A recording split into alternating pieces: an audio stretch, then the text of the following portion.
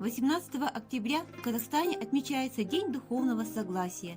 Он символизирует единение и всепрощение, милосердие и взаимопонимание. В 1992 году в Алма-Аты по инициативе первого президента Казахстана Елбасы Нурсултана Назарбаева впервые прошел Всемирный конгресс духовного согласия, в котором и объявили 18 октября Днем духовного согласия, Днем моратория на конфликты и столкновения, Днем поиска примирения, Днем милосердия и помощи ближнему. Впервые в истории человечества за одним столом собрались представители всех религий, духовных общественных организаций, известные ученые и деятели культуры, которых волнуют проблемы духовности. Сегодня в Казахстане живут представители разных национальностей, и все они живут в дружбе и согласии.